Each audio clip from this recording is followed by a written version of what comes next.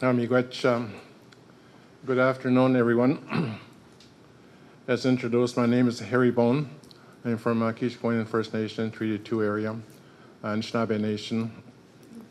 I'm fluent in my language. The traditions I was taught in the 70s and 60s, I think it's important because they're the original teachings of our people.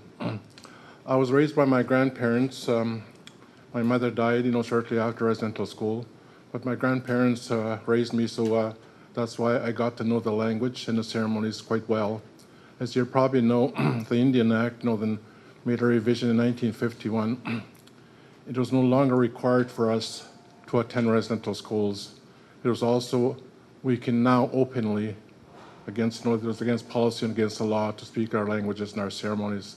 So I was raised in the 50s and 60s, where our ceremonies became open as it is now. Whether it's Sundance, Wet Lodges, then Shaking Tent ceremony, all those ceremonies were done. So I grew up with those. So I take great pride in having understand that and to get to know the experience from my grandparents. But today, I was asked to talk about the original spirit and intent of our treaties based on the principles of who we are as nations. You have to understand that the written treaty is one-sided. That's the Crown side, the one that you read all the time. But there's also our side, 150 years ago, what our elders and the leaders at that time were to talk about. Anishinaabe language is important, words are important, ceremonies are important, symbols are important, because our oral history is based on symbols, natural law and spiritual laws of our people against the natural laws of our people, so it's important. So I think, then for us, as we talk about treaties, it's called Ago-i-diwen. Ago-i-diwen is an Indian word, Anishinaabe word, simply means that bring things together, Ago-i-diwen.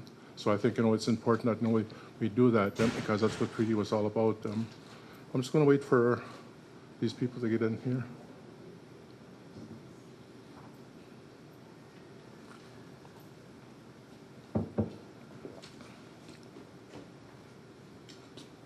Lots of room here. Okay. Sorry to be late. That's okay.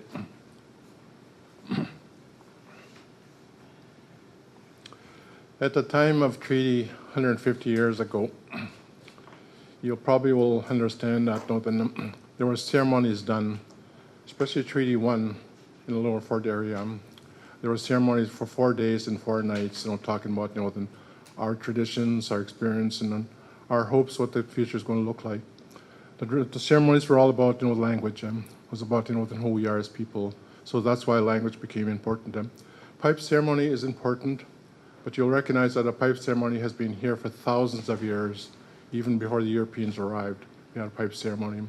The pipe ceremony was very prominent at a time of the fur trade. The fur trade, as you probably know, was before Canada was established. So anything that could be done at that particular time was a pipe ceremony was necessary to conduct the meetings. In other words, it was based on the tradition for our people. So I think it's important to understand that the pipe ceremonies are people are important. Sometimes people thinking that's just a process. But for me, it's important because our people often talk about the traditions for our people, the ceremonies for our people. But I want to talk about those principles right off the outside. Then I'll tell the details after. There's 3 words about the pipe ceremony. Inakwaniga, unakwaniga, tibakwaniga. There's 3 words to that. Inakwaniga is upwards, akwaniga is downwards, tibakwaniga is that circle. And there's a reason for that because our pipe ceremonies are based on a number of principles. The first principle of our nations, of course, is our belief system, our faith in creation. We came from the stars, we came to the universe, we came that's why we honor the star and the bones and the stars. I think that's very important because that's our spiritual laws. That's why that pipe is pointed upwards to acknowledge who the Creator is, acknowledge where we come from. That's the first law. The second law is we go downwards. We honor the earth, what we call Mother Earth, the air that we breathe, the water that we drink, in the creation, all the animals, all the plants. That's the second process. That'll be the natural law for our people. So you probably know the sequence, the creation, the land. We came in third, people came in third after the land. So I think it's important to know that because in the pipe ceremonies, there's different pipe ceremonies that are done.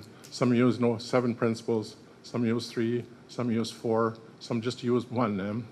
But the one I wanted to talk to you about is 7 directions of the pipe ceremony, so I think it's important.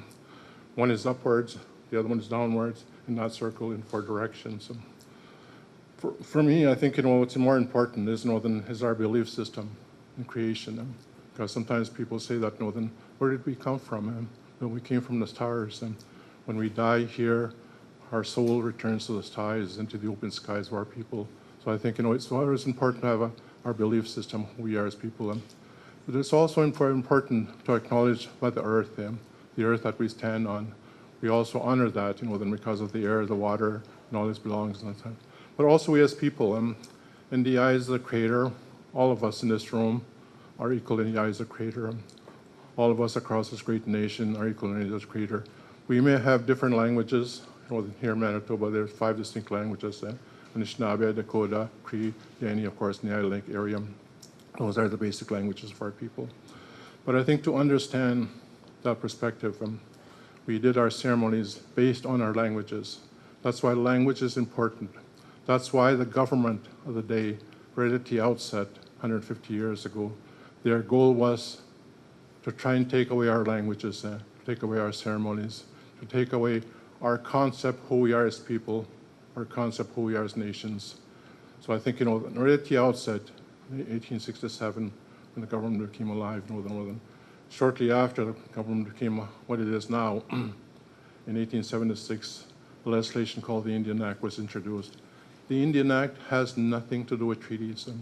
The Indian Act is merely a resolution by the government to control and to manage First Nations people. Their objective was to take away our languages, to take away our ceremonies, to take away our traditions, our way of life. The objective of the Indian Act, of course, is to streamline us into what they call assimilation and civilization into their system so that we no longer exist. The reason why they had another thought about that particular time was they knew that we occupied this great land before the Europeans arrived. They knew that we had title and ownership to this land. So they want to find a way that the treaties will sometimes along the way into the future will disappear. So they don't have to honor the part of that, the natural resources and spiritual laws of our people. So I think it's very important. So 3 things right off the bat, the spirit of the laws and the natural laws of our people and the human laws of our people. So it's important. So in 1876, when the Indian Act was introduced, of course, residential schools became alive, right? And we all know what the Indian residential schools did to our people, is to deny us the languages of our people, the ceremonies for our people, the tradition for our people, and most of all, our relationship to our parents. We lost that love and that kindness that our mothers can show to us. I think that's important because every young child requires that love and that confidence and that vision of that young person. So we were denied that process through residential schools. I was fortunate enough because I was born in 1819 for it is Northern. So in 1951, later on when I attended school, I had the option to go to residential school or to a school in the local area. My grandmother was pretty prominent at that particular time. She was very, very strong on her traditions. So she also recognized how important the residential schools could do to us, because she lost 2 daughters, including my mother. My mother came home from residential school. Shortly after I was born, she died. So did my father. Ended up in a sanatorium. Died at an early age because of residential school. So as a result of that, not really experiencing what residential schools did to our people, but the after fact. Because as a result of residential schools, I will never experience that most of you had, to have a real mother, a real father, brothers and sisters. So I was raised by my grandparents. All my cousins became brothers and sisters. So as a result of that experience, set me aside to make sure that I understand our traditions, our ceremonies. So I think for me that in the early 50s and 60s, when I was at home, I learned our traditions because I witnessed the ceremonies of our people, especially the pipe ceremony. The pipe ceremony is my favorite topic because it covers the 7 sacred directions and all those terms of the The thing to remember about our words is our words are important, very, very important, because Anishinaabe words it's actually a sentence. It's actually words developed on sentences. I'll give you an example. Anishinaabe is the word that we use to call ourselves as the first people of this world. Not Indigenous, not Native people, not what the government calls us, but Anishinaabe people. Anishinaabe simply means, if you drag that word in our language, it simply means Oni Shinan Ine Ben. Oni Shinan Ine Ben, meaning that lowered a man onto the earth. Meaning that's our belief system. We were lowered down by the Creator. And that's where Anishinaabe comes from. Agoi Idiwinan simply means that relationship. Even the names where I come from is Keeseekoowenin. Keeseekoowenin is the name of the chief that signed the treaties at that particular time. But there's also a name before it then, before the treaties were signed, before the reserve was there. It's called Sagitawa Kong. Sagitawa Kong is simply a land description, a bush coming onto the prairies. So that part then. Because you probably already hear about our traditions. There were words before the Europeans arrived. There were words before, after they arrived to adopt their languages. So for us, the languages are become very, very important. So there's 3 things I mentioned to you already of those 7 principles. 1 to the Creator, 1 to the land, and 1 to the people. But all of us people, all of us in this room and across this great nation were given 4 distinct gifts. All of us. It's not only the traditional people, it's only elders, but all of us in this room. The first is, that's why those 4 directions are important. The first gift that we were given is, of course, is the language of our people, the sounds of our people, how we say words, how we make sentences. So language is the key part. That's the first gift. All of us, besides the English language that you have now, you're given a language as well. The second thing is, as we move to the south, we're giving in our teachings. Those teachings include the pipe ceremony, the water ceremony, the ceremony of the sun dances, the shaking tent ceremonies, all those ceremonies are part of that process. So by the time you get to that direction to the south, we've learned all the teachings of our people. Not the English part, from our people. By the time you arrive to the west, our people often told us that, my grandmother especially, you have to understand where you came from to know where you're going to go. We didn't come from when the Europeans arrived here. We were very much alive and well organized here before the Europeans arrived. So that history tells us the beginning of our time, the creation time, how this land was great, was built a long time ago.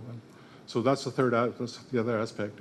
By the time you go to the north in our word is Keewetin. Keewetin simply means a journey home. You're given life, whether it's 40 years, 60 years, 80 years, or beyond. You're given a lifetime. During that journey in your life, you become to understand what your contribution is, what you're supposed to be here to do in Canada.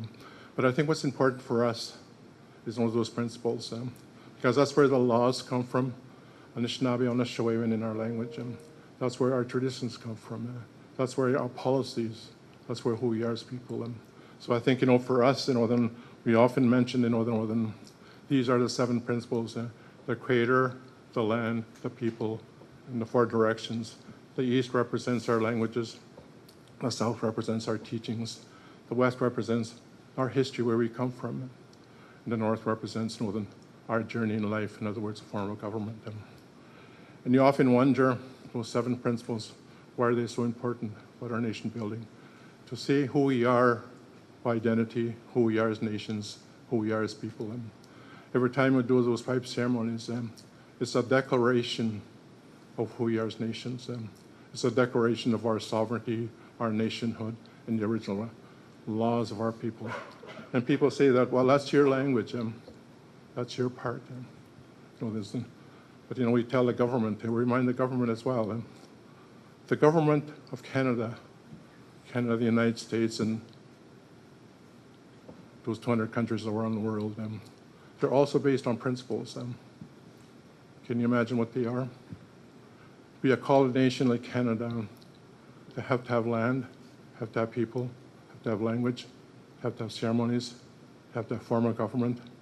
They have to believe in something greater. Well, those are the very things that the Pipe Ceremony represents. So the Canadian Constitution, the Canadian law that we have now is based on those principles as well. So in other words, if they can exercise them from their side, so can we. Yeah? So that's why, that at that particular time, 150 years ago when treaties were signed, they agreed that it's a nation to nation. And they introduced an Indian Act legislation to make sure that we try to distance away, get away from where we are now.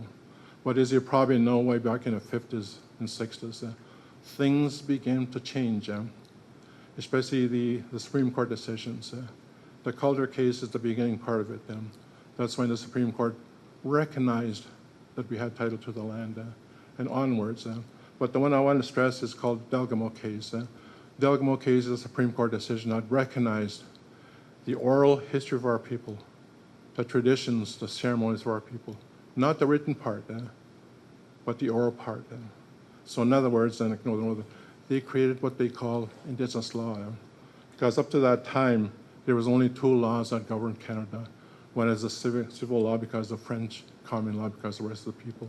So I think what's important about that process is because the government recognized that we have a legal right to our languages. And so that's why the government today, they just can't wipe us away.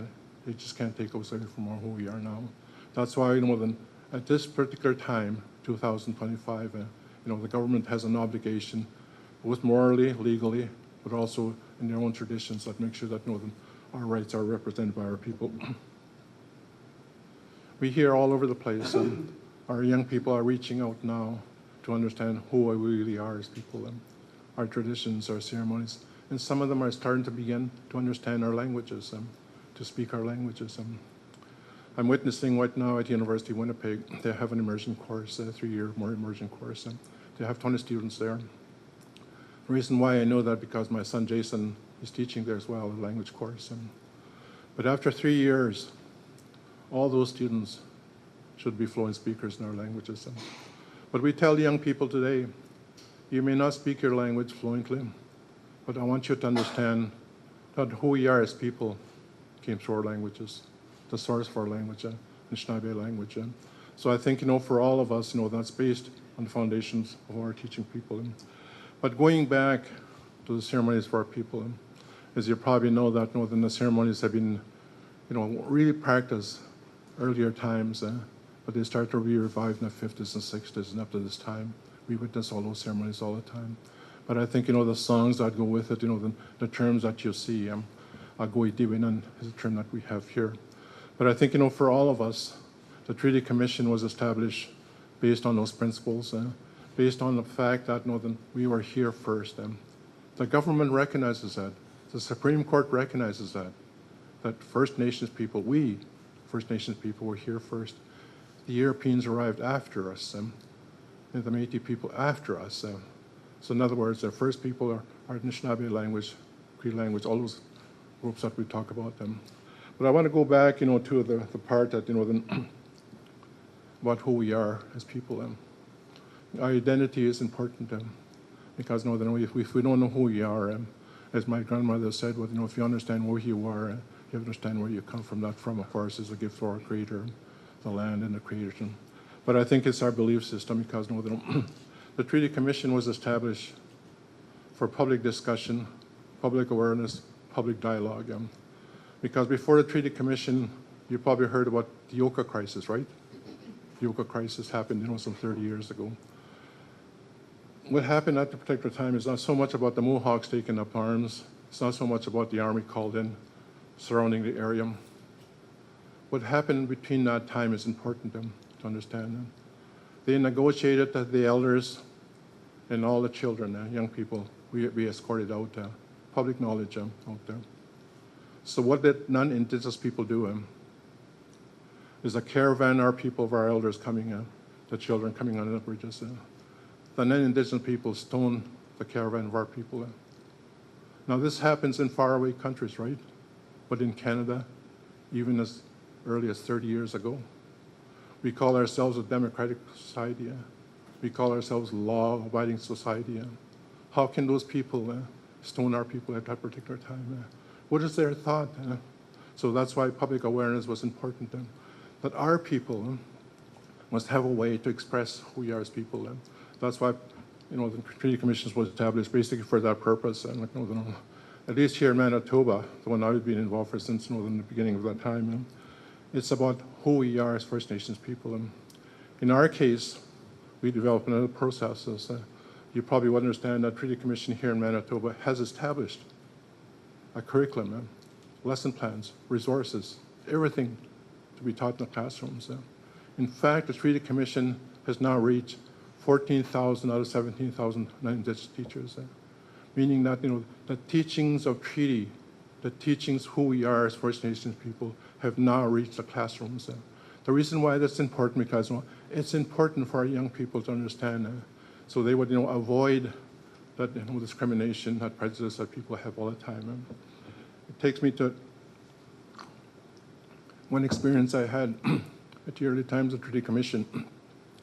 I was invited to Burtle, Manitoba, just south where I am from. Non-Indigenous teachers were out there, 17 teachers, non-Indigenous.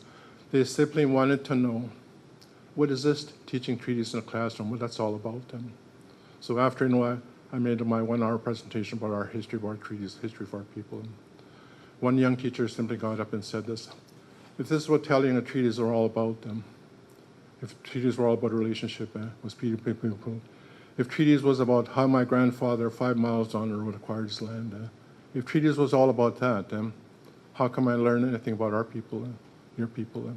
Nothing in high school, nothing at home, nothing at universities, nothing on treaties. You see, that's why I have a young child, 5-year-old son, she said at that particular time. I want my son to understand what prejudice is, what discriminations, what tolerance is all about.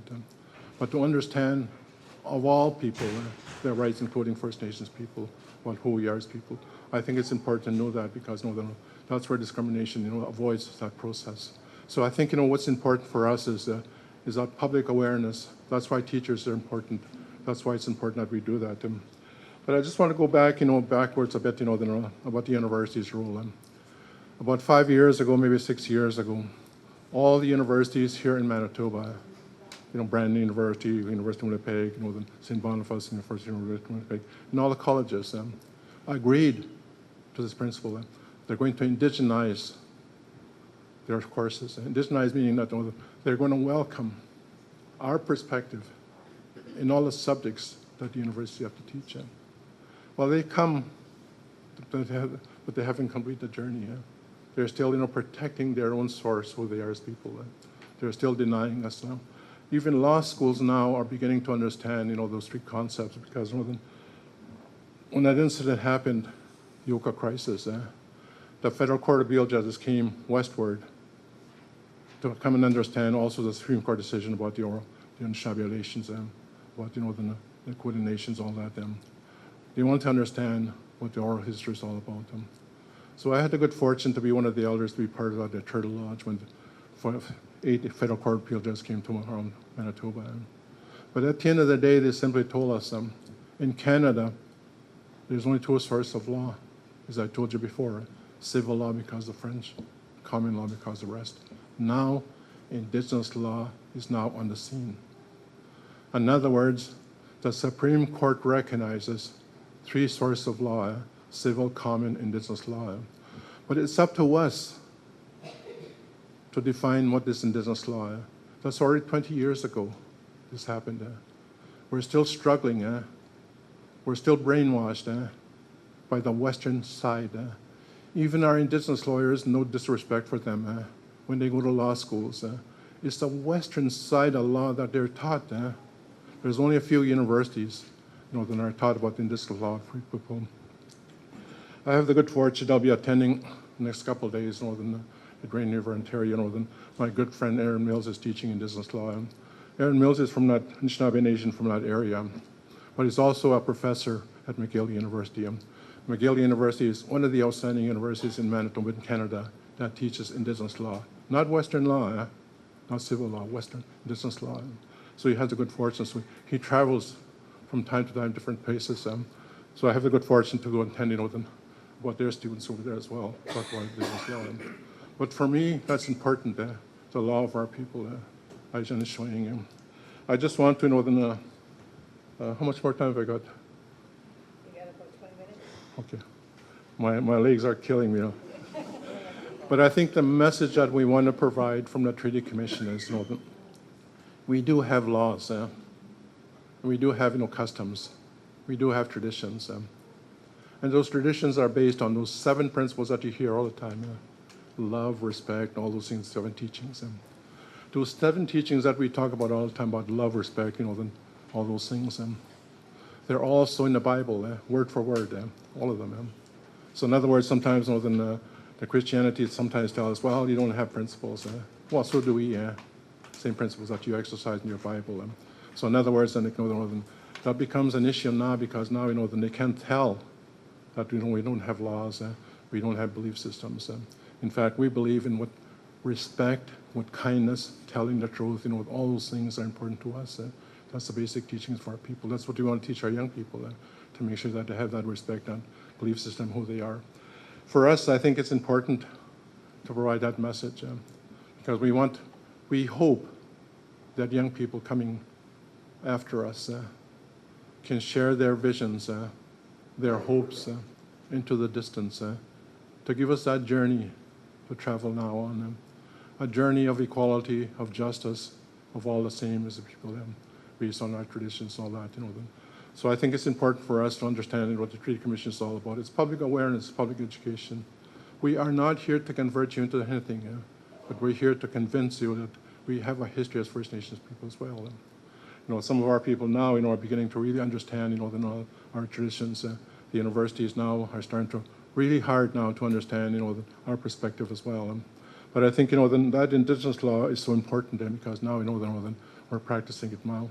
But I think, that's why I say, disrespect to Aboriginal Indigenous lawyers, because they also are trained with Indigenous law, but they're not available here in Manitoba, especially at the University of Manitoba. They're trying it, but I look at the curriculum, it still leans to the Western thought, but Western law, it still leans that way.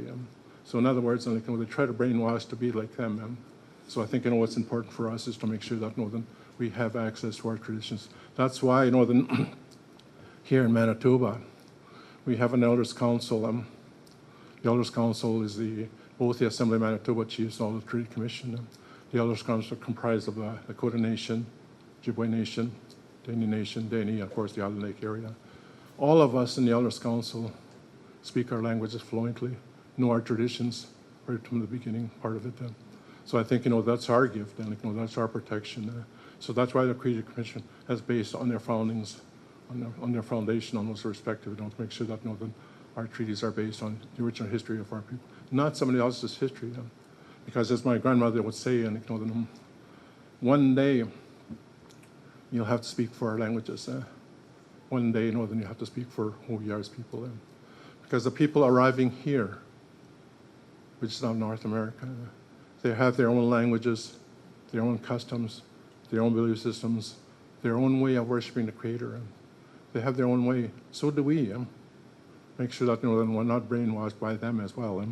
Because my grandparents were born in 1880, so the language that they speak was the language of the time of the ceremonies. So the language that I speak, I like to say that it's the language of the treaty time. In other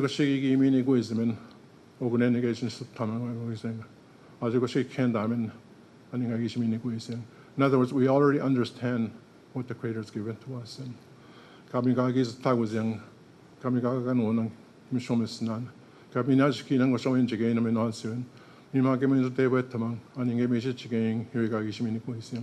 other words, what the Creator has given to us, we understand that. It's our languages, it's our ceremonies, it's our gift. So languages are important. The songs that go with it are very important. I just want to brag about my son Jason. He teaches. He was taking a PhD in Anishinaabe Northern history. His teachers were from Ontario, the real grounded elders that know their traditions. Especially a guy by the name of Ron Mandamin. He passed away since a number of years ago. But he learned from him. But the languages of that particular time and the teachings are also important because they're the beginning of our time. The beginning of history is what he teaches. I hope someday you listen to him about his history. He tells you not the Western history, not when Europeans arrived here, not that history, the history of our people, how creation became started, how we became as people here in this great land, so many thousands of years ago. He goes that far back. His delivery has been very good lately because I listened to his very carefully. He gives teachings in here about who we are as people. The reason why I'm saying that because our young people now are trying to embrace of our traditions. They're trying to embrace our languages, the songs that go with it. So I think the ceremonies that we go, then there's full of our young people. So I think now we have that encouragement that young people, are beginning to follow that trail. Because some of us are now, as we talk about now, where we're 80. Both my good friend here, Dave Arden, are 80 years old now. We're still young, but anyway, we're coming into that age now. When we leave, I hope that young people can pick it up, the language that we speak. So I'm going to stop there because I can't stand anymore. But I'll take questions, and then the commissioner will answer all the questions for you.